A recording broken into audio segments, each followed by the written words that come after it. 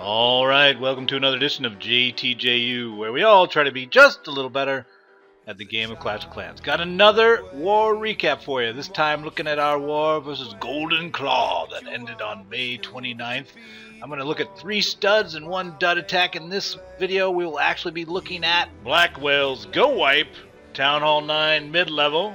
One has to wonder, was it the strategy, because it ended up being 3-starred by a different style attack, or tactics, such as the attack line.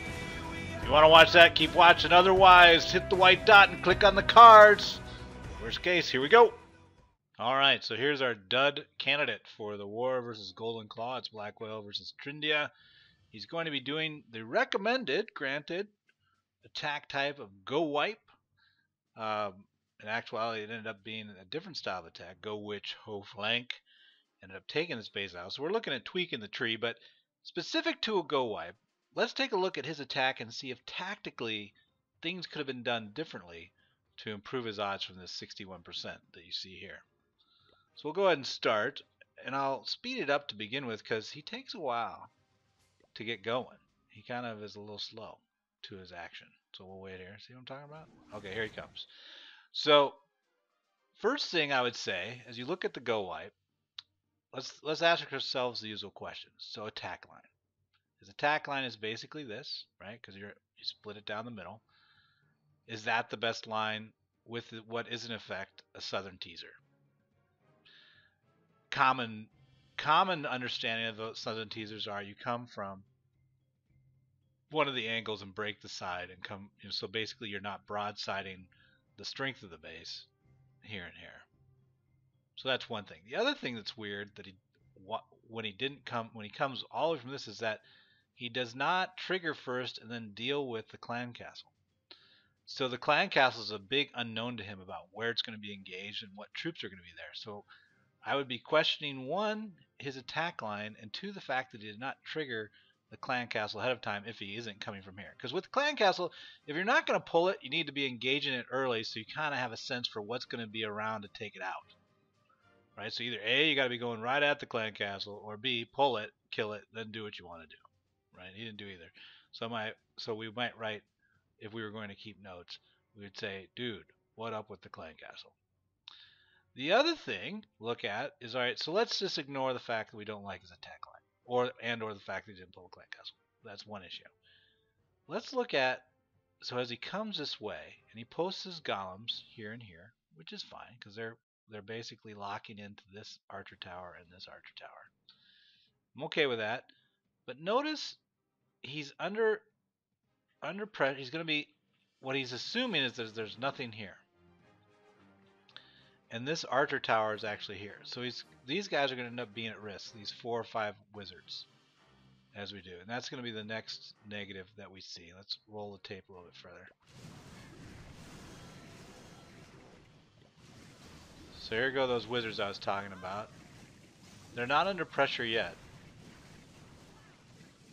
So how many wizards? Oh, now here's the problem. So the Teslas are at the tail end, right? And he's got, maybe it's not that bad. I mean, 4 wizards on each edge. It's kind of expensive. You'd want more. I think he might have done a better job to leave like 4 to 6 wizards in reserve. Might have been a more happy camper and then drop them, as he knows he has saturation from his core team penetrating. Because he doesn't need to clear all the way down here. I mean, this is, what would that end up being? 2 hours. It's a 4-hour arc. So he doesn't have to go that far. He does, but it's a little wide. Loses some wizards. Let's move on. So now he's all in there. He's got, his witches are in there. His wizards are in there. He's got reasonable meat shield in front of everything. He lost his golem. I don't know if that's a problem or not, but his golem never got in because he didn't wall breaker in efficiently. Let's keep going. Watch and see what we see. Now, here's an interesting thing with this base, though. Check this out.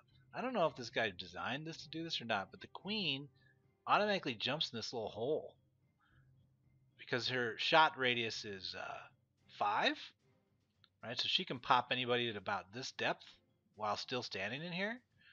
And if she pops somebody, anybody, the king is automatically going to drive through all this to come and get her. So, I mean, I wouldn't have known that if I had looked at it, but now knowing, it's like maybe that's why those little holes are there. It's like he can toggle the queen either side, and the queen will jump in there. It's like her little fortress against the king, because the king is always what tries to kill the queen structure, right? Very interesting. I don't know, maybe it wasn't on purpose. Maybe I'm just being silly. But the queen forces the king to then eat through all these wall pieces while getting pummeled by everything else. And here comes the clan castle. Here's the variable that we need. So now he's got half the clan castle coming up to his king position, half the clan castles down here. How do you handle that? You can't. I mean, it's not something you can plan for. So the king, of course, dies. That's just too much stuff, hammering him from over there. And now, basically, the attack is almost done. So, look at this too. Why, when the xBows are exposed down here, why would you let them shoot you for this whole wandering walk before killing them versus just coming right at them?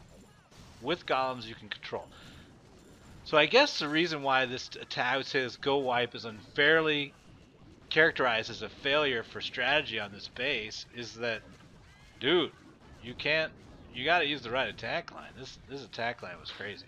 I would think you would come from this direction, GoWiPe, where they would roll this way and come back in, right? But then you would be arcing off of this.